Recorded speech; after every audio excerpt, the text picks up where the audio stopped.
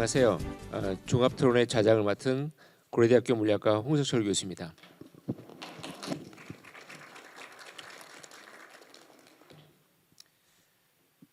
오늘 토론회는 발제자 4분과 3분의 패널자께서 토론회에 참여하십니다. 정옥상 교수님, 조일령 교수님, 문세영 교수님, 신동희 교수님께서 종합토론도 함께해 주시고요. 그리고 패널에 참석하시는 분들을 소개해드리겠습니다. 간단히 소개해드리겠습니다. 대한수학회 정책 부회장이신 손재범 연세대 수학과 교수님 소개드립니다.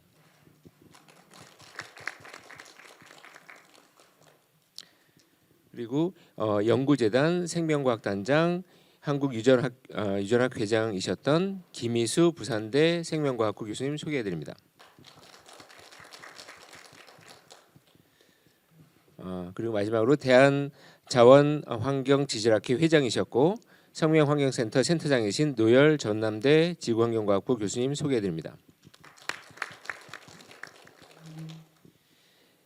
그래서 이미 발표 때 발제자분들께서 말씀해주신 바와 같이 대한민국 기초 연구는 위기를 맞고 있습니다. 특히 최근에 연구비 삭감으로 인해 존속의 위기에 직면한 연구자들이 많습니다.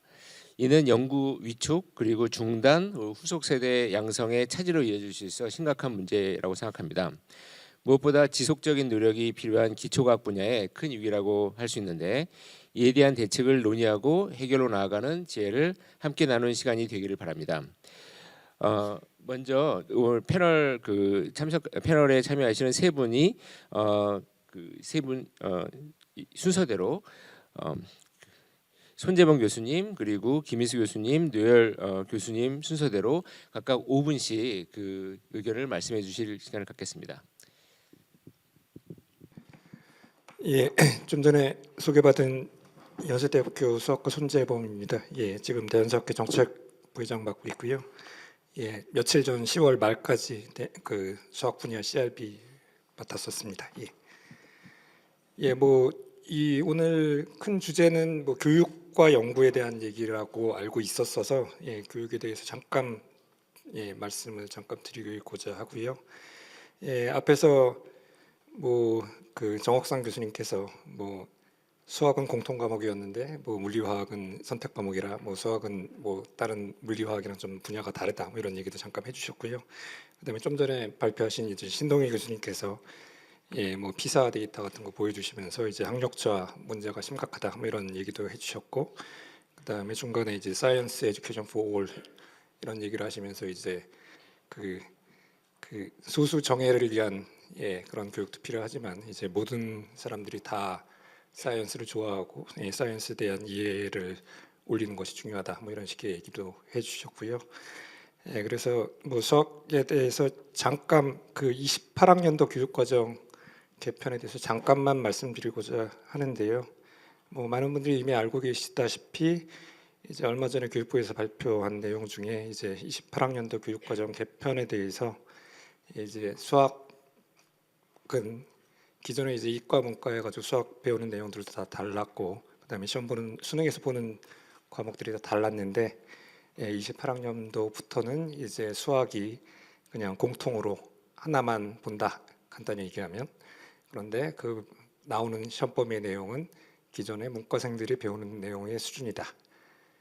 그다음에 또 다른 특징적인 내용 중에 하나는 이제 추가로 검토 중이라고는 하지만 이게 될지 안 될지는 모르겠고요. 대충 한 10개 과목 중에서 선택 과목을 한두 과목, 1개 정도 고를 수 있는 여지를 줄 수도 있는데 이 과목은 절대평가로 할 예정이다. 그런데 그 중에 들어가는 게 이제 이공계에서 꼭 필요한, 지금 기준으로 따지면 이제 미적2랑 기하 과목, 공간에 대한 개념을 알려면 당연히 벡터 내용 당연히 알아야 되는데 그거를 지금 고등학교에서 이제 기하라는 과목으로 지금 가르치고 있고요. 그런데 이런 것들을 이제 절대평가로 돌리면서 그다음에 등급도 9등급에서 5등급으로 낮추면서 그래서 이제 한 과목을 선택할 수 있을 수 있는 것처럼 검토를 하겠다라고 하는데 앞으로 결론은 어떻게 될지는 잘 모르겠고요. 그래서 어쨌든 이런 모든 개편의 가장 밑에 깔려 있는 내용은 아마 수포자라는 개념일 겁니다. 예, 우리나라에서 가장 흔한 수학에 대한 얘기 나올 때 항상 나오는 얘기가 수포자 얘기고요. 예, 근데 수포자는 당연히 나오죠. 당연히 나오고 그다음에 수포자라는 표현 자체를 하면서 수학을 쉽게 가리키고 재밌게 가리키면 수포자가 없을 거다라는 가정하에서 시작을 하는 것 같은데 수학은 당연히 어렵습니다. 예, 그래서 수학이 왜 어렵냐 한마디로 정리해 드리면 초등학교 때 배운 내용을 알아야 중학교 내용을 배우고 중학교 내용을 알아야 고등학교 때 배운 내용을 배우고 그러니까 어떤 개념을 배울 때 그 앞에 있는 내용에 대한 기초 지식이 없으면 뒤에 내용은 당연히 어렵기 때문에 실은 수학도 외우는 게 엄청 중요하거든요. 암기가 뭐 단순히 공식 외우는 게 중요한 게 아니라 수학적 개념을 외우는 것도 엄청 중요한데 그런 거는 다 무시하고 예 그러니까 수포자를 없애기 위해서 쉽게 재밌게 가르쳤더라고요. 그거 계속 주장을 하는데 예, 전 세계 어느 나라에도 당연히 수포자는 당연히 많고요. 뭐 그 퍼센티지가 80%인지 뭐 90%인지 예, 그게 뭐 중요할 따름이지 수포자는 당연히 나올 수밖에 없고 어쨌든 예, 수학은 당연히 어렵다. 예, 뭐 이유는 아까 말씀드린 대로 지금 거를 알려면 옛날 거를 알아야 되기 때문에 어려운 거지. 뭐 그 개념을 새로운 개념을 아무리 쉽게 가르쳐도 결국은 어려울 수밖에 없는 거다. 예, 그래서 기본적인 가정이 틀렸기 때문에 예, 그 설명이 지금 다 안 된다라고 말씀드릴 수 있고요. 그다음에 연구에 대해서도 좀 잠깐 말씀을 드리면 예, 아까 그 조일령 교수님께서 예, 분야별 지원 체계에 대한 얘기도 잠깐 하셨었고요. 예, 실은 2018년도에 그 대한수학회에서 정책과제를 하면서 이제 분야별 지원 체계 예, 연구전에서 그 정책과제 받아서 예, 수학회에서 가장 먼저 시작을 했었고요. 예, 그다음에 이제 2019년부터 이제 지원 체계로 해서 예, 분야별로 나눠서 이제 연구비가 배정이 됐었죠. 한동안 몇 년 동안. 예, 올해 이제 그게 다시 깨졌고요. 예. 그래서 그다음에 또 아까 저 누구죠? 예, 정옥상 교수님께서 예, 뭐 카르텔 얘기도 하셨고 뭐 국제 공동 연구 이런 여러 가지 문제점 예, 이런 얘기도 있다라고 잠깐 말씀을 하셨고요.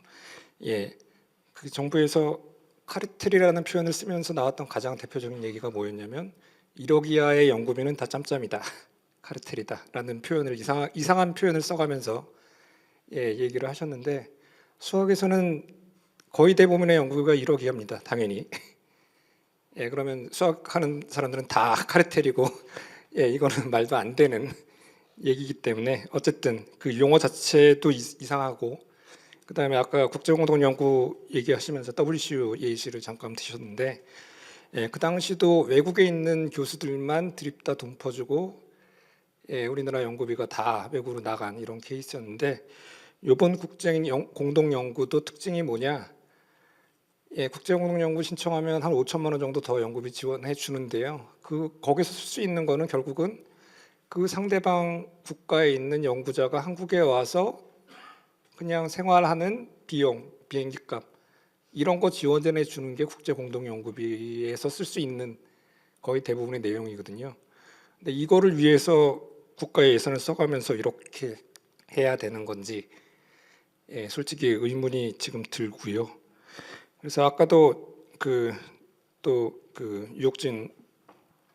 유옥준 원장님께서 잠깐 얘기하셨듯이 그다음에 그 다양성도 뭐 다양성 관점에서 뭐 전체 예산의 50% 정도는 그 골고루 분배해야 되고 그다음에 선택과 집중 관점에서 한 50% 정도는 잘하는 사람한테 몰아줘야 된다. 뭐 이런 식의 숫자를 제시하시기도 하셨고요. 예, 그래서 그다음에 또 물리학회 아까 대표로 해서 누구였죠? 조일렴 교수님께서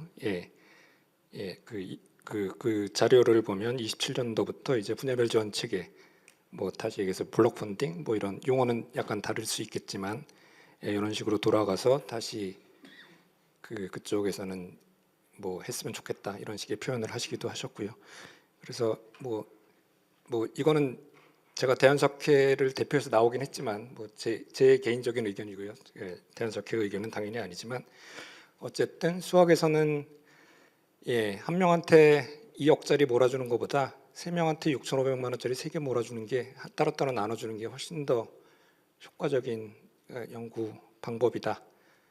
그래서 결국은 소액 과제가 훨씬 더 중요하기 때문에 결국은 이제 그 분야별 지원 체계로 다시 돌아가서 예, 결국은 이 배리어가 없어지면 수학에서 예를 들어 제가 연구비가 1억밖에 안 필요한데 그러면 1억을 쓰죠. 그런데 지금은 이 배리어가 없어졌기 때문에 예, 제가 되든 안 되든 수학에서 한계가 된 거지 총액이 드러나는 게 아니거든요. 그러니까 다시 얘기해서 수학에 배리어가 있으면 예, 제가 스스로 조금씩 적게 써서 개수가 더 늘어나게 얼마든지 이렇게 자발적으로 이게 개수가 늘어나게 유도할 수 있는데 지금은 블록 펀딩이 없어지는 맞기 때문에 이런 거를 할 수 있는 여지 자체가 아예 없어졌다. 예, 그래서 아까 그 원장님 유옥준 원장님의 얘기를 잠깐 합해가지고 얘기를 말씀을 드리면 예를 들어 전체 기초 연구비가 있고 그 중에 수물 화생 뭐 이런 식으로 해서 블록 펀딩으로 해서 어느 정도 할당을 주고 예를 들어 한 80% 정도는 분야별로 할당을 하고 나머지는 이제 총 액수 기준으로 해서 나눈다든가 뭐 이런 식의 약간 숫자를 조정하는 방법으로 해서 약간 조정을 하면 적당하게 블록 펀딩의 개념도 들어가고 그냥 분야별로 원하는 만큼 알아서 쓰게. 아까 물리 분야는 이제 그냥 워낙 분야가 다양해서 만약에 물리 쪽에 통으로 주면 자기네들끼리 알아서 이렇게 액수를 조정하든지 이런 게 가능한 것처럼 수학 분야도 이런 식의 방법이 저희가 원하는 방법이기도 하고 그런 식으로 계속 추진됐으면 좋겠다라는 말씀을 드리는 것으로 일단 제 말은 여기서 마치겠습니다. 예, 감사합니다.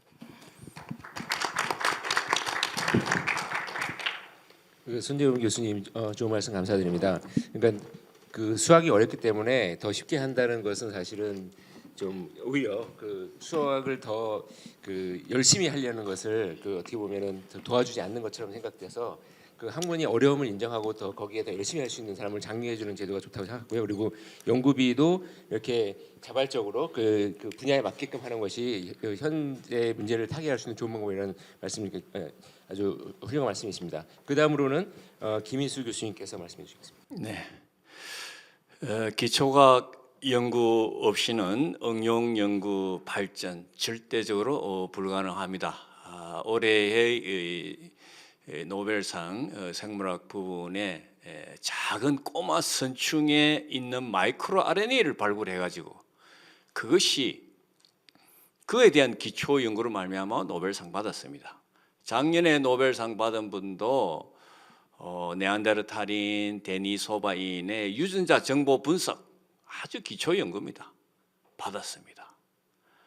대한민국의 땅에 동해 얼마나 푸르고 깊고 좋은 바다입니까? 동해 바다에 서식하고 있는 독도새우에서 마이크로 RNA를 수백 개를 발굴해 두고도 기능 연구를 할 수 있는 기초 연구비를 전부 다 삭감함으로써 연구를 그만둬야 되고 연구실을 떠나야만 하는 이 현실적인 상황이 무척이나 가슴 아프고 힘듭니다. 오늘 이 자리에도 우리 기초과학계 연구자들 이외에도 가기부, 교육부, 기재부, 연구재단의 관계자가 참석을 했더라면 정말로 이 자리가 빈자리가 없이 가득 차서 앞으로 정말 대한민국 과학기술계의 발전을 위해서 뻗어나갈 수 있도록 난상토론이 될 수 있는 정말 좋은 포럼이 될 수 있는 주요한 시간이 될 것입니다. 그러지 못하기에 기초연구자들만 모여서 하소연하는 이러한 아쉬움 또한 가슴 아픕니다. 우리가 현 상황을 보면은 모든 교육부의 연구비가 다 잘려짐으로 해가지고 개인 연구자들이 지원 신청할 수 있는 것들은 중견 연구과제, 그 과제에 떨어지면은 1년간 굶고 가는 겁니다. 그동안 쌓아왔던 지속적인 안정된 연구 환경 생태계 시스템으로 끊임없이 그도 발전하고 있는 연구가 중단되어야만 되는, 왜? 연구비가 없어서. 그러면 오직 중견 연구 과제, 어느 특정 과제가 떴다라고 하면은 전국의 연구자들이 다 지원을 하게 됩니다. 그렇게 되면은 어떤 현상이 나타나느냐? 그 우수한 연구 과제를 선별할 수 있는 평가자가 굉장히 미흡하게 됩니다. 그야말로 우수하지 않는 평가자가 중견 연구 과제 하나를 선정하기 위해서 평가를 해야 되면은 그야말로 우수한 과제가 미선정이 되고 선정된 과제는 우연히 행운으로 그냥 선정되는 겁니다.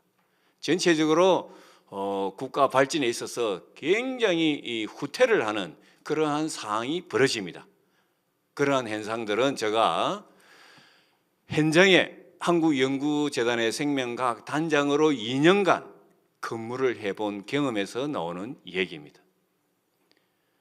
실질적으로 현장에서 다양한 연구 프로젝트가 주어지면은 그 프로젝트에 맞게끔 평가위원들이, 단장, 책임 전문위원, 핵심 전문위원들이 우수한 평가위원들을 섭외해서 주어진 프로그램에 맞는 우수한 과제를 선정해서 안정된 방향으로 연구가 순탄하게 진행됩니다만, 과제가 빈약하고 지원해야만 되는 과제 수의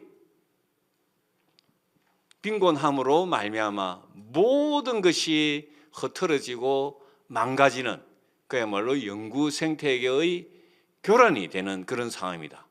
한 번 연구 생태계가 교란이 되면 그것을 복구하는 데는 단순히 내년도에 기초 연구비를 올리겠다? 그러면 다시 복구되겠습니까? 천만에요. 되지를 않습니다. 왜 그런가 하면은 모든 우리 인간 자체, 세포 그 자체만으로도 한 번 스트레스를 받으면은 이게 제대로 복구되지를 않습니다.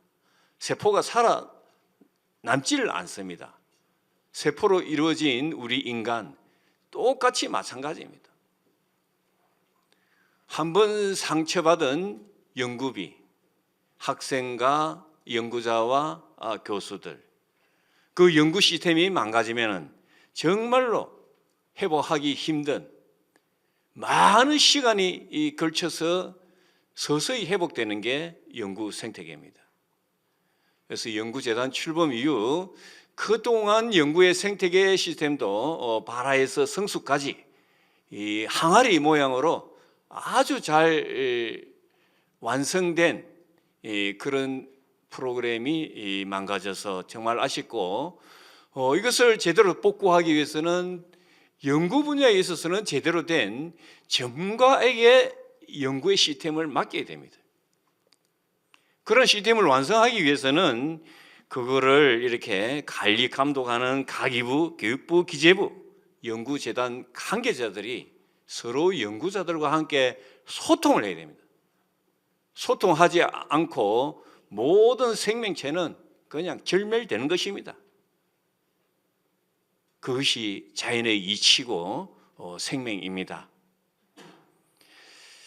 따라서 한국의 과학기술 발전을 위해서는 각 부처와 현장에 있는 현장의 소리를 들어서 서로 소통해서 협력을 해야만이 안정된 기반 속에서 지속적으로 연구를 하여 대한민국을 세계 속으로 우뚝 올릴 수 있을 것이라 생각됩니다. 이상입니다.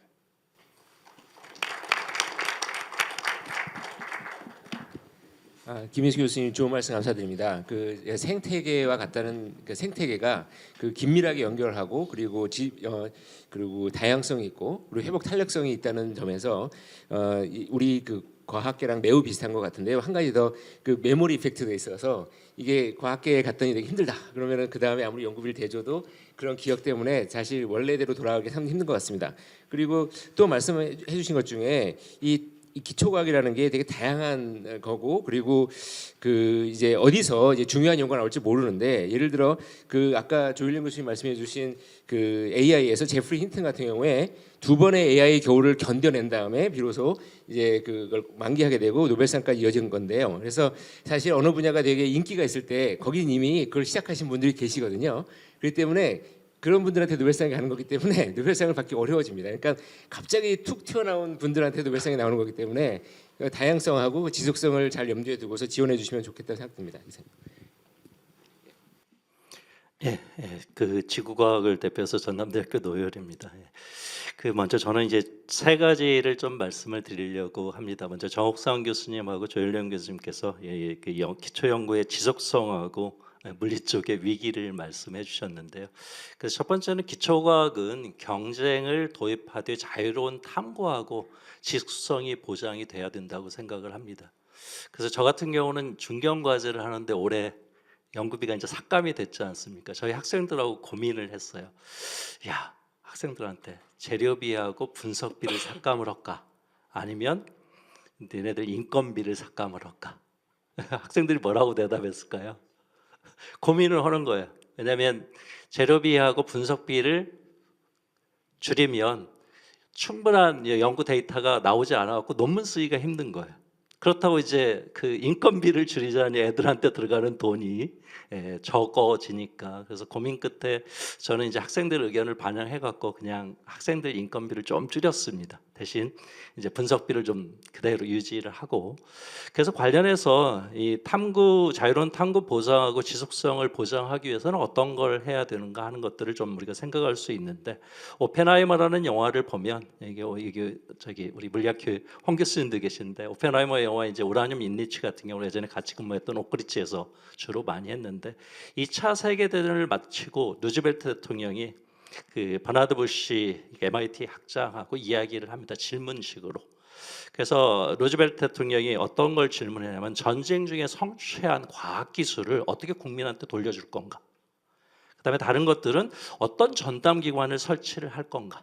그것 때문에 고민을 하고 그것 때문에 아까 이제 조일련 교수님이랑 장학순 교수님께서 발표해 주신 대로 미국의 NSF가 탄생을 하게 되는 거죠. 하나는 되는데 NSF는 정부 기관인데 독립 기관입니다.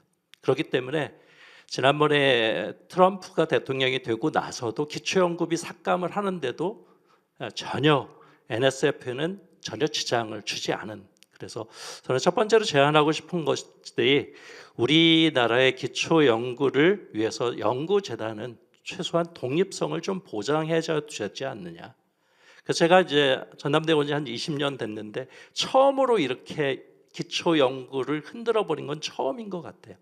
그래서 최소한 연구재단 쪽에 NRF 정도는 독립적으로 좀 보장을 해서 연구를 할 수 있어야 되지 않냐 그렇게 생각을 합니다. 그다음에 두 번째는 이제 아까 정옥상 교수님하고 이제 우리 지구과학 쪽에 신동희 교수님께서 말씀해주신 그 부분인데 지구과학 쪽에서 저희 지질 쪽 부분은 기초과학하고 다른 학문 분야하고 같이 연관이 돼 있습니다. 그래서 둘째 제가 강조하고 싶은 거는 기초과학 연구하고 핵심과학 기술 같은 경우는 상호 보완적인 관계를 가져야 된다고 생각을 합니다. 지난해에 저희 차세대 성장 동력이 될 12개 국가 과학 기술에 대한 법 개정이 완료가 됐습니다. 그래서 그 한 예로 저희 2차 전지를 한 예를 들면 2차 전지에 들어가는 게 리튬입니다. 여기 이제 한국지질자원연구원의 지질학회 이제 부회장님도 와 계시는데 핵심 소재가 리튬입니다. 그러면 리튬을 어떻게 찾느냐? 기본적으로 기초과학에서 지질학에서 지질도를 바탕으로 해갖고 어느 곳에 광상이 배태되어 있는지 그래서 리튬 같은 경우는 주로 페그마타이트 광상하고 요즘에는 리튬 클레이 쪽에서 많이 나옵니다. 이렇게 바탕이 뭐가 되느냐? 지질 조사에서 나옵니다. 그래서 우리나라 같은 경우는 지질학 쪽이 조사를 한 게 100년이 넘습니다. 근데 어떻게 해서 좀 처절한 역사인데 일제 강점기 때 일본이 우리나라를 침략을 해가지고 제일 먼저 한 게 뭐냐? 지질도를 그려내고 광상을 찾아내고 그 자원을 수탈해 가는 게 가장 기본입니다. 그래서 요 지질학 관련해 갖고도 그렇게 해 갖고 시작을 해서, 그러니까 최근에 이제 중국 같은 경우도 미중 간에 이제 기술 패권 경쟁이 있는데 중국에서도 어떤 거냐면 핵심 기술하고 기초과학하고 오버랩이 되게 하는 부분들을 강조를 해서 양쪽이 다 그렇게 성장해 나갈 수 있도록 그렇게 계획을 짭니다. 그래서 우리나라 같은 경우도 아까 이제 뭐 공학의 연구비 배분, 그다음에 자연과학의 연구비 배분인데 어느 정도는 두 부분이 오버랩이 돼가지고 기초에서 찾아낸 것들을 핵심 과학 기술 쪽으로 넘어갈 수 있도록 그런 배분이 돼야 되지 않는가 그렇게 생각을 합니다. 그다음에 마지막 부분, 마지막 이야기인데 아까 이제 신동현 교수님께서 지구과학의 이제 그 앞으로 미래 학생들에 대해서 이야기를 하는데, 저는 마지막 제가 이야기하고 싶은 게 우수한 과학 인재 양성을 위해서는 양성의 일자리하고 연구원 채용이랄지 보상 체계가 개선이 돼야 된다고 봅니다. 그 아까 제가 이제 뭐 누즈벨트 대통령하고 버나드 부시 이야기를 했는데, 누즈벨트 대통령의 질문이 그래요. 과학계의 인재를 발굴하고 육성하기 위해서 효과적인 프로그램이 무엇인가 하면서 부시 교수의 제안이 연구원 채용하고 보상 체계, 돈을 많이 주면 되는 거죠. 그래서 아까 이제 발표에서 뭐 IST 대학들 이야기를 하는데, IST 대학의 대학생들 가게 되면 일부는 어디로 빠져가면 의학 전문대로 다 많이 빠집니다. 그다음에 이제 저 케이스인데, 저 같은 경우는 딸아이하고 저하고 이제 30년 차이가 나요. 제가 이제 64년생이고 딸아이가 94년생인데, 딸아이가 화학을 전공을 하고 석박사 과정으로 공학을 화공을 전공을 했어요. 그래서 이제 작년에 졸업을 했는데 끝나고 들어오기를 생각을 마음속으로 빌었습니다. 근데 들을 생각이 없는 거예요. 취업을 했는데 1년 연봉이 20년 일한 저보다 더 많더라고요. 근데 도저히 들어오라고 이야기를 할 수가 없는 거예요. 그래서 참 이걸 보면서 이게 어느 정도 봉급이 보장이 되고 좋은 일자리가 보장이 돼야 되는데 들으라고 할 수가 없는 거예요. 그래서 좀 마지막으로 주장하고 싶은 게, 저희가 이제 앞으로 되면 인구 감소로 인해서 뭐 석박사 학생 과정 수랄지 고급 인력 아마 산출되는 게 많이 줄어들 겁니다. 그래서 뭐 제도 개선하고 예산 확보, 그래서 양질의 일자리하고 그 다음에 새로운 이러한 인력들이 갈 수 있는 그러한 충분한 뭐 봉급이 좋아야 되겠죠. 그런 부분들이 보장이 되었으면 하는 그런 바람입니다. 이상입니다. 노율 교수님께서 그 우리 NRF가 뭐 정치나 행정에 좌우되지 않는 독립된 것이어야 된다는 좋은 말씀을 해주셨고요. 그리고 그 기초과학이 이제 우리 그 핵심 기술하고도 잘 연결돼야 된다 말씀해주시고, 그리고 이제 저변이 확대해야 되는 것도 중요하고, 또 처우가 개선돼서 우수 인력이 계속 기초과학에서 일할 수 있게끔 해야 되는 게 중요하다는 말씀을 해주셨습니다. 이제 그 아까 네 분의 발표자와 그리고 발표자와 패널 분들이 의견을 주셨는데요. 이거에 대한 질문이 있으시면은 청중의 질문을 받도록 하겠습니다. 대안학회에서 나온 서울대화학부 신성민입니다. 앞에 잠깐 코멘트하고 끝에 질문이 하나 있는데요. 오늘 와서 듣다 보니까 이제 1년 전 트라우마가 다시 올라오는 것 같습니다. 그래서 제가 1년 전에 제일 황당했던 것은 도대체 맥락이 없는 얘기들이 나오는 거가 너무너무 힘들었거든요. 대표적인 아까도 나왔던 카르텔과 글로벌이라는 단어가 그냥 튀어나오고, 그리고 가장 맥락이 없었던 이야기, R&D 다운 R&D라는 이야기가 들었을 때 진짜 말이 안 됐거든요. 그러면 지금 정부에 대해서도 지금 정부가 정부다운 정부냐라고 물어보면 뭐라고 대답을 할지 모르겠어요, 사실. 그게 맥락이 없는 얘기거든요. 그렇잖아요. 그러니까 무슨 문제인지를 얘기를 안 하고 그렇게 이야기하는 것이 가능하다고 한다는 것이 굉장히 힘들었었는데, 하여튼 그런 거였고요. 근데 이제 그렇게 황당한 일이 있었는데 더 자괴감이 드는 것은 두 가지였습니다. 하나는 과학기술계가 아닌 분야에 있는 분이 저한테 코멘트한 게 하나가 있었어요. 그게 뭐냐면, 예산이 그렇게 깎였는데 과학기술계는 왜 아무 일이 안 일어나는가를 질문을 하시더라고요. 두 번째, 그런 상황인데 저희들이 알고 있는 과학기술계의 리더라고 되어 있던 분들이 어떤 행동을 하셨는지가 더 자괴감이 들었던 것 같습니다. 그래서 제 질문은 사실은 오늘도 사실은 여기에 모여 있는 분들이 그렇게 많지는 않거든요. 그러니까 이제 우리가 과학기술이라고 해도 되고 아니면 기초과학이라고 해도 되는데 그 커뮤니티가 진짜 커뮤니티가 맞나? 그 커뮤니티가 진짜 커뮤니티가 되려면 그 커뮤니티 내에서 소통을 통해서 우리 기초과학의 이야기를 우리가 만들어야 되고 그리고 우리의 리더를 우리가 내세울 수가 있어야 되고 우리의 꿈을 우리가 이야기를 해야 되는데 그런 것을 만들어 가기 위해서 우리가 어떻게 해야 되는가가 사실은 아까 많이 설명은 해주시긴 했는데 좀 더 구체적으로 저희가 그걸 어떻게 만들어 갈 수 있는지에 대한 거를 패널 분들한테 약간 질문을 드리고 싶습니다.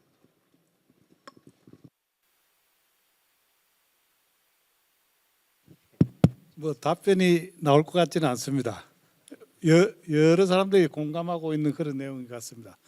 그래서 그 작년에 저희들이 이거 연대 서명을 좀 받았는데 저는 한 몇만 명 받으려고 노력을 했었는데 한 7천여 명 정도 받아가지고 이제 거기 국회에 전달은 해드리긴 했습니다. 그래서 뭐 역대로 보면 우리 자연과학도 마찬가지, 공학도 마찬가지고 뭐 이를테면 속된 말로 정치인들을 보면 표가 안 되는 것 같습니다.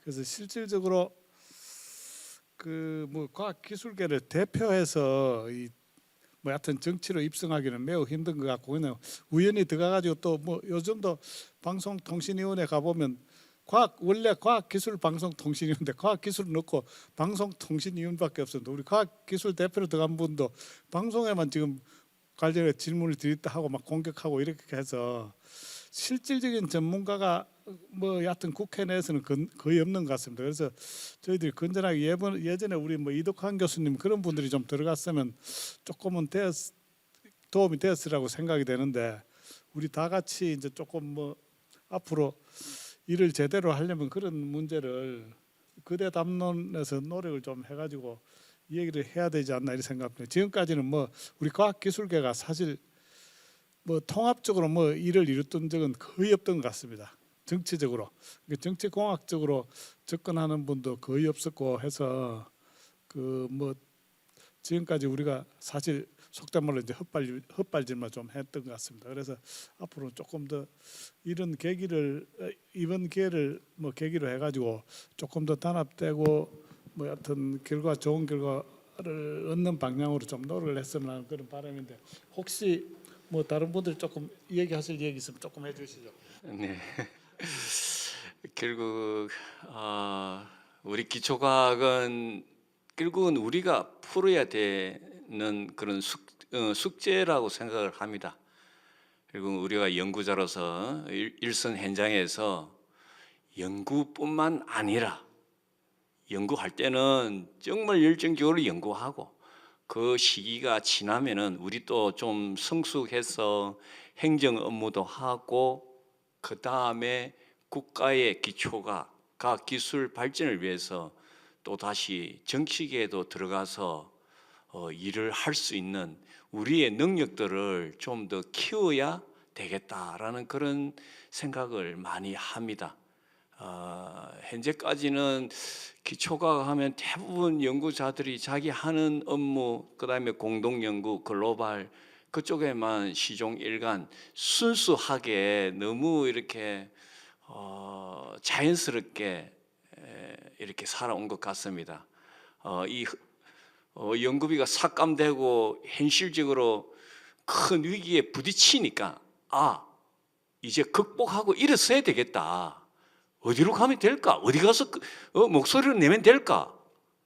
기초과학 한번 살려보자라는 그런 오기가 들기도 하고 그런 생각들은 많은 연구자들도 아마 공감하고 있을 것이라 생각됩니다. 그런 측면에 있어서는 그나마 이렇게 시니어 연구팀들은 좀 마음을 바꿔모어서 좀 더 우리가 다양한 영역에까지 진출을 해서 젊은 교수들과 젊은 연구자들이 그야말로 기죽지 않고 살아남아서 견뎌낼 수 있는 대한민국의 역사가 보여준 것처럼 우리도 발로 뛰어야 될 것 같다, 그런 생각이 듭니다. 이상입니다. 안 하려고 했는데 한마디만 하겠습니다. 제가 최근 몇 년 동안 겪었던 일들 좀 공유하면서 우리가 기초과학 하는 분들이 어떤 방향을 잡으면 좋을지 제가 뭐 기회 있을 때마다 물리하는 분한테 말한 적이 있었는데요. 한번 비교를 해보시면 지난 정부, 지금 정부 두 비교를 해보시면 좋은 비교인지 모르겠지만 사실은 지난 정부에서 저희가 아까 말했던 그 분야별 지원 체계도 잘 성숙돼 가고 그 기초 연구를 포함한 R&D 증가폭이 아시는 것처럼 역대 최고로 쫙 올라갔었어요. 매년 5% 정도 상승하면서.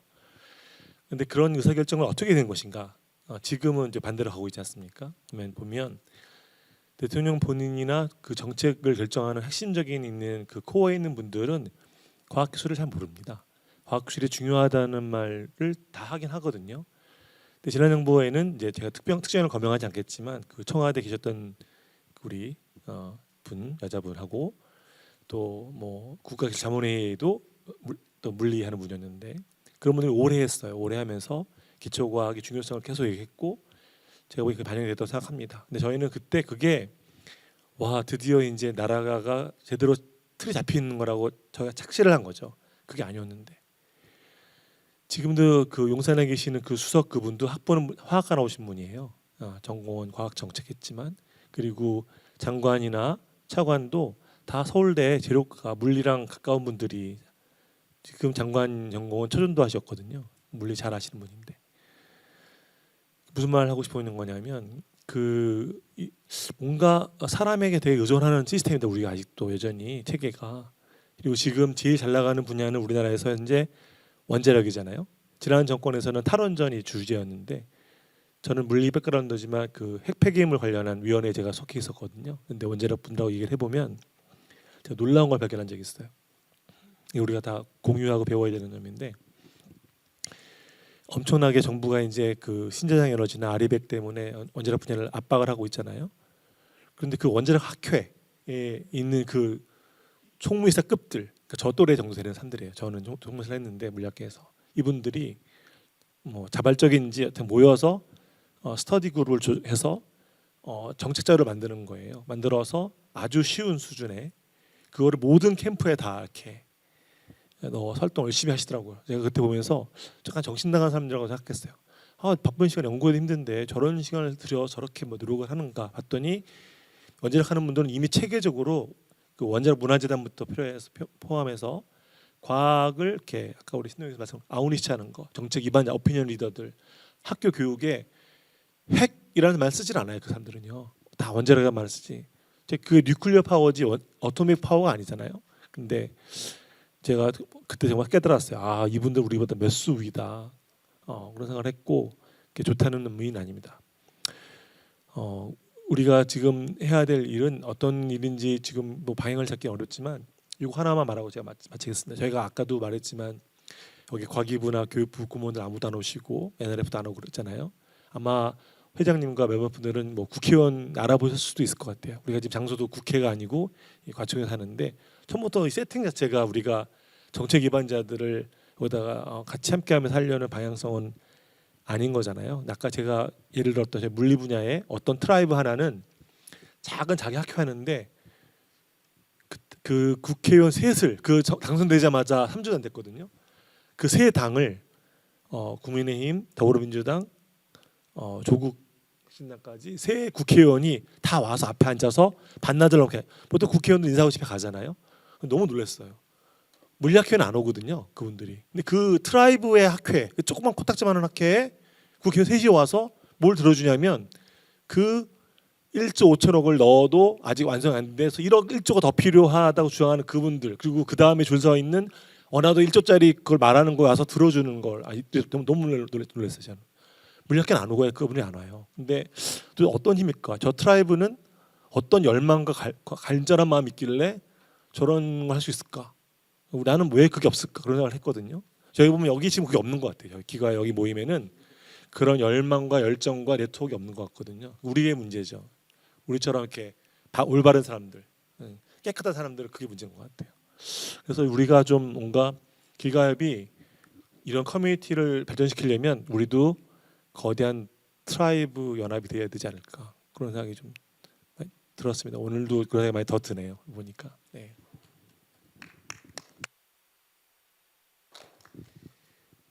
혹시 더 추가로 더 질문이 있으신 분 있으신가요?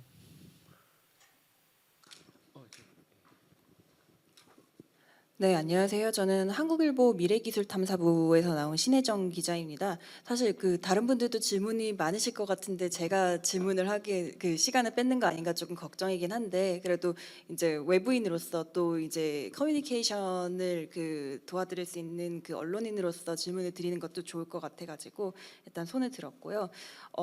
이제 그 저희 이번 포럼을 보면서 이제 간단히 생각이 든 거는.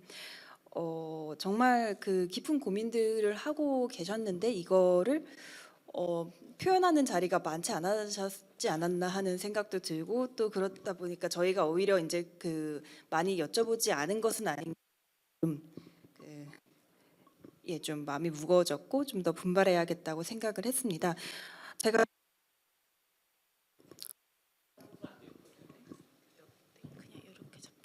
네, 질문이 두 가지인데요. 혹시 다 들어도 될지 아니면은 하나만 그 시간이 될지. 예, 두 가지 괜찮을까요? 네네네. 한 가지는요. 이제 약간 외부인이 봤을 때는요. 그 우리나라가 기초과학에 신경을 꼭 안 쓰는 것만은 아니다라고 생각이 들 때가 있습니다. IBS의 존재 때문인데요. 그러니까 어쨌든 우리나라는 기초과학 분야에서 장기 대형 연구를 집중적으로 지원할 만한 기관을 만들어 놨고 거기에서도 물론 예산 삭감이 됐지만 여전히 그 큰 연구단들이 좀 유지가 되어 가고 있는 것 같습니다.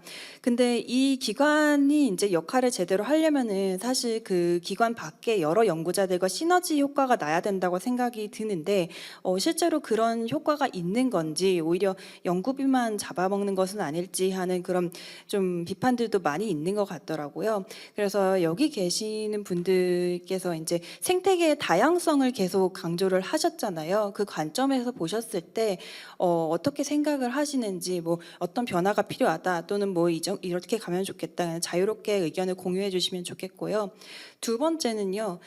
아까 그 토론과 발제 과정에서도 노벨상 얘기가 많이 나왔습니다. 저는 이번에 노벨상을 취재하면서 조금 많이 놀랐던 게 노벨상은 정말 좀 이제 순수 연구를 하시는 분들만 받는 거라고 이제 외부인으로서 생각을 하고 있었는데 이제 AI 온통 AI뿐이었잖아요. 그래서 어떻게 보면은 그 노벨상이라든지 기초과학 연구 분야에서도 AI와 접목한 연구와 교육이 필요하지 않나, 준비를 해야 되지 않나라고 생각을 했는데 아까 조원령 교수님께서 그 말씀하셨을 때 잠깐 언급하셨지만 이런 교육은 많지는 않은 것 같다라고 말씀을 하셨던 것 같아요.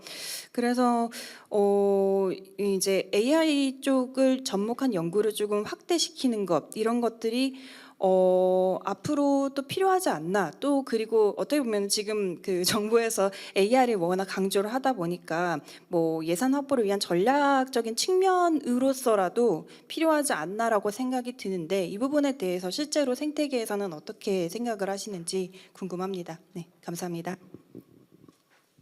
혹시 뭐 어떤 분께서 대답을 해주실까요? 예, 저만 너무 많이 답하는 게 좀 죄송하긴 한데 두 번째 질문 말씀하셨으니까 최근에 그 사실 이번 정부부터 시작된 건 아니긴 한데요. 저희가 보통 여기는 지금 수학과학 위주로 모여 있는데 어느 때인가부터 중고등학교 교육부터 포함해서 수학, 과학, 정보로 이렇게 확장되는 분위기가 있습니다. 그러니까 저희가 좀 수학이나 과학하는 분들은 경계를 하고 있는데요. 좋은 면은 이제 컴퓨터 교육이나 이런 것들을 어렸을 때 하는 거는 뭐 바람직할 수 있는데 과연 그게 저희가 생각하기에 수학 과학을 열심히 해서 그걸 이제 대학에 가서 더 어드밴스드한 과학이나 공학으로 발전하는 게 좋다고 했던 전통적인 생각과는 좀 다르다고 생각을 하고 있고요. 그래서 AI를 포함한 정보과학이나 그런 공학 관련 IT 공학 같은 거를 더 잘하는 분야는 하는 거는 바람직할 수 있지만 그걸가 결국 우리 제로섬처럼 제한된 리소스를 수학이나 과학을 비중을 줄이고 그러니까 결국 중고등학교에서 정보 교육을 하려면 시수를 빼야 되거든요. 그러면 결국 수학하고 과학 시수를 빼는 거예요. 그래서 다른 과목을 빼는 게 아니라 그런 효과가 있으니까 두려워하거나 걱정되는 면이 있는 거고요. 지금 화학상이나 물리학상에서 AI가 받은 거는 이제 밖에서 보실 때는 어떻게 보일지는 모르지만 그 받으신 분들의 상이 물론 이제 화학상은 좀 비교적 일찍 받은 편이지만 물리학상은 30년 전에 연구하신 거예요. 그분들이 그걸 연구하실 때는 지금 같은 의미의 AI가 과연 실현될 거라고는 상상도 못한 수준에서 연구를 하신 거고 저희 물리로 하면 물리도 이제 이런 말 쓰는데 하드코어 피직스라는 말 쓰거든요. 아주 정말 어렵고 거의 아무도 안 하고 못 알아듣고 저도 잘 못 알아듣는 그런 거 하는 분들이 많은데 그런 연구에 속하는 분야예요. 그러니까 당연히 30년 전에는 아마 그분들 제가 보기에 연구비 거의 없었을 것 같고요. 아주 힘들게 겨우겨우 하실 수도 있는데 우리는 그런 거를 허용하는 분위기가 아닌 거예요. 이게 지속적으로 내가 5천만 원 가지고 10년, 20년 연구하고 싶다 이런 분들이 있을 수 있지만 그런 지원책이 우리나라에 없어요. 그러니까 그런 게 되게 문제고 IBS도 다른 분 말씀하실 거라고 생각 들지만 제가 그냥 한마디만 말하면 IBS는 오늘은 주제는 아니었지만 저희가 선진 모델 뭐 독일이나 프랑스 막스 플랑크 이런 거 연구 다른 걸 하지만 지금은 약간 퍼스트 페이지가 끝나고 세컨드 페이지 가는 중이에요. 여기 되게 중요한 순간인데 오늘 뭐 저희가 말하는 기초 연구와 약간 충돌되는 면에 있어서 말씀드리기 조심스럽지만 뭔가 검토가 필요하다. 왜냐하면 연구가 다 같이 늘 때는 문제 없었는데 물리 연구비가 1,500억인데 IBS가 물리 IBS가 그 정도 똑같은 돈을 쓰거든요. 그러면 연구자 기용을 하면은 뭐 9대 1도 안 돼요. 9.5대 0.5 이 정도 되거든요. 이게 좀 맞는지는 고민이 있죠. 그렇지만 성과 측면에서는 뭐 좋을 수 있겠지만 하여튼 검토가 필요합니다. 제가 뭐 나쁘다고 IBS 없애자 말하는 사람은 아니기 때문에 어떤 그런 검토가 필요하다고 생각합니다. 예. 혹시 간단히 덧붙이실? 네, IBS 같은 경우도 연구의 다양성 중에 하나의 프로그램입니다. 그래서 우리가 살아남고 또 전 세계 선진국과 함께 동참하기 위해서는 다양한 연구 생태계의 프로그램이 확립되어야 된다는 거죠. IBS는 그 나름대로 계속 지속 가능한 과제로서 대규모 연구비와 지속 가능한 그런 프로그램 중에 하나입니다. 자, 그러면은 또 우리가 그 외에도 연구재단에서 리더 연구 과제 또 BRL 기초 연구 선도 과제, SRC 과제 다양한 프로그램이 있습니다. 각기 그 목적형에 맞게끔 그런 프로그램이 주어져 있습니다.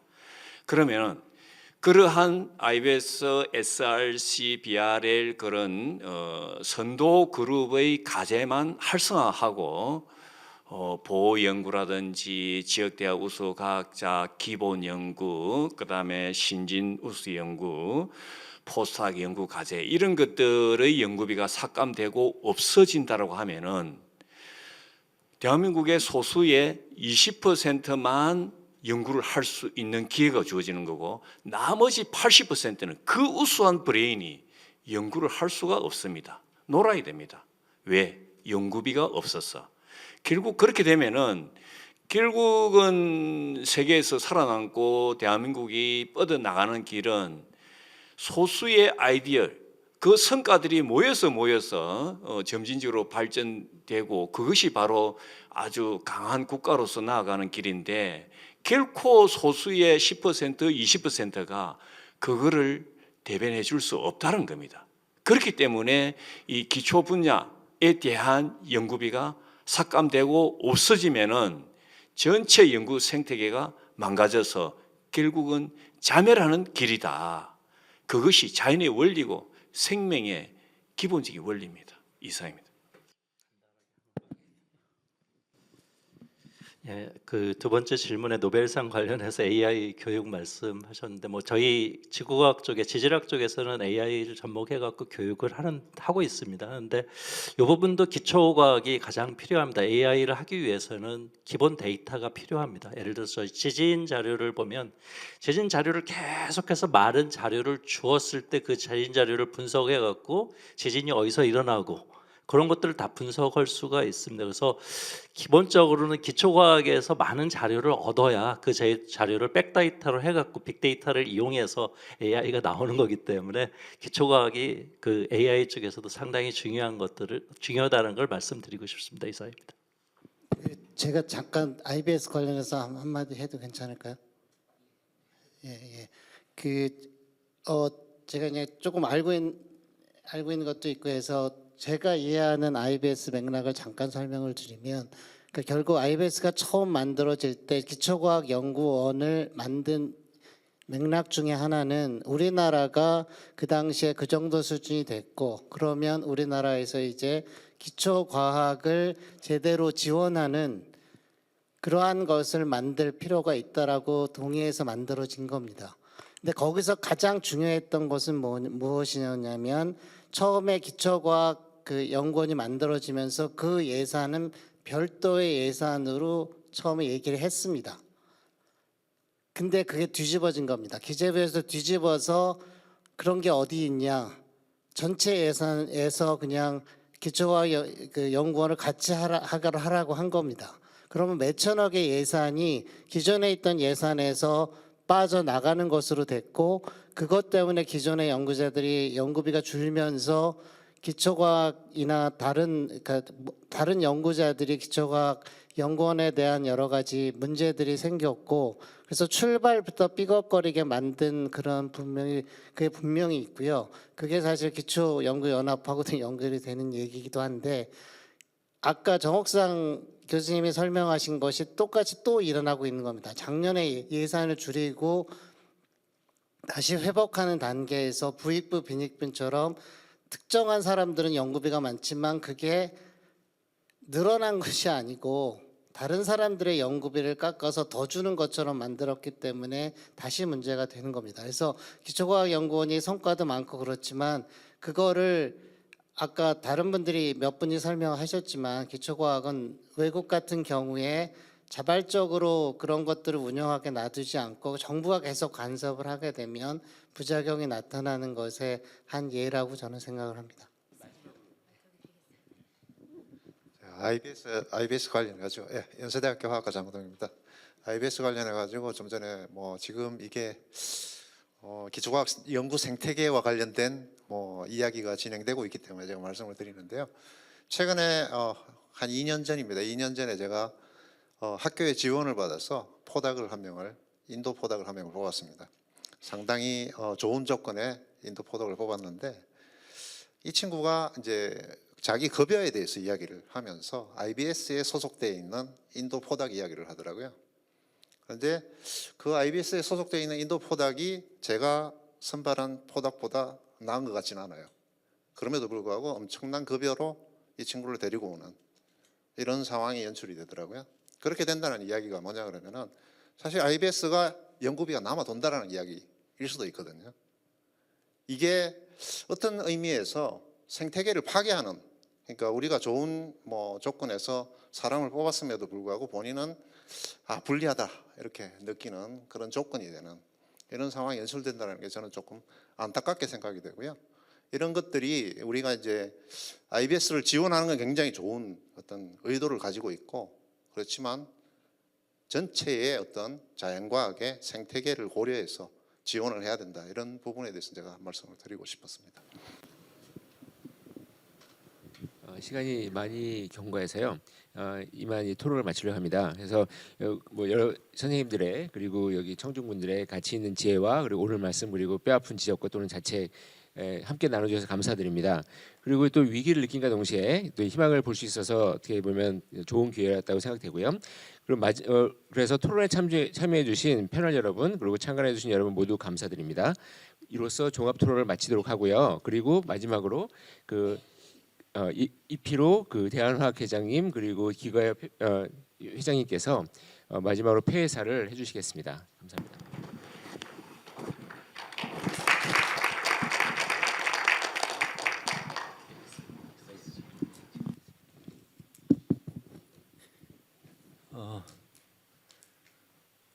오늘 이렇게 기초과학 학회협의체 연구 포럼에 이렇게 참석해 주셔가지고요, 좋은 의견들 발표해 주시고 좋은 의견들 제시해 주시고 질문을 해주셔서 너무 감사드립니다. 그러니까 제가 이제 91년도에 이제 강원대학을 가게 됐는데 한 30년 이상 이제 근무하는데 그 사이에 이제 그 연구하면서 자괴감이 들었던 적이 아마 두 번이었던 것 같아요. 아마 다 이제 전부 다 공감하실 것 같은데, 이제 97년도에 암이표 맞아가지고서 자의반 타의반으로 이제 특히 뭐 이렇게 연구소에 계셨던 분들이 많이 이제 나가셨던 그런 사건이 있었고, 그다음에 이제 그게 작년에 이제 그 연구비 삭감 때문에 그건 이제 내부적인 문제죠. 그렇게 시스템이 무너지면서 저희 과학, 특히 이제 기초과학 계신 분들이 이제 자괴감을 느낀 그런 이제 사건이라면 사건일 수 그런 게 일어났는데, 아까도 말씀드린 바와 같이 오늘 이제 이 자리에 정책 입안하셨던 분들, 그분들이 많이 오셔야 되는데 제가 연락을 드렸는데 답장들이 전혀 없으시더라고요. 이제 제목을 보시고 뭐 약간 좀 그랬는지 아니면 뭐 국감 때문에 바쁘셨는지 반응이 없어가지고 좀 그게 좀 안타깝고요. 오늘 저기 오셔가지고 정말 현장에 좋은 교수님들 어떤 목소리를 많이 듣고 정책에 많이 반영하면 좋았을 것 같은 생각이 많이 드는데 그게 제일 아쉽습니다. 오늘 정옥상 교수님께서 제일 처음에 이제 얘기하신 게 기초과학에 대해서 다양성과 지속성을 이제 처음에 이제 얘기를 꺼내셨는데, 저도 개인적으로 그게 기초과학이 가장 중요하다고 생각합니다. 생태계 중에서도 건강한 생태계가 되려면 다양해야 되는데 그 다양성이 무너지는 어떤 안타까운 이제 현실을 목도를 했고요. 그래서 올해 이제 연구비가 다시 또 예전 수준으로 증액이 됐음에도 불구하고 우리 현장에서 이제 저 포함해서 많은 분들이 이게 지속성이라는 게 결과적으로 안정성하고 결과적으로 같은 말인데, 그러니까 앞으로 내년 한 2, 3년을 갖다가 저희가 안정적으로 변화된다는, 그러니까 어떻게 변할 것이라는 걸 예측을 해야지만 저희가 교육을 지을 수 있는데, 그런 것들이 안 되다 보니까는 많은 분들이 지금 상당히 어려워하고 있고, 특히 신진 교수님들 요즘 뭐 다 이제 국내에서 학위 받으신 분들이 이제 교수로 많이 이제 여기 임명이 되고 계신데, 연구 업적을 보면 엄청나게 뛰어나시잖아요. 그래서 정말 이게 심사 들어가면은 어떤 분 뭐 다 이렇게 연구비를 선정해 드려도 뭐 문제가 없을 듯한 정도로 그렇게 잘하시는 분들인데도 불구하고 선정률이 10%가 이하가 돼서 신진 교수들이 들어와서 연구비를 못 받고 실험실도 제대로 오픈을 못하는 그런 걸 보고 참 마음이 상당히 안타까웠는데, 오늘 이런 기회를 통해서 저희가 지속적으로, 물론 연구비도 다양성과 지속성이 유지가 되어야 되지만 저희 이런 목소리도 어떤 단발성으로 그치는 게 아니라 지속적으로 저희가 계속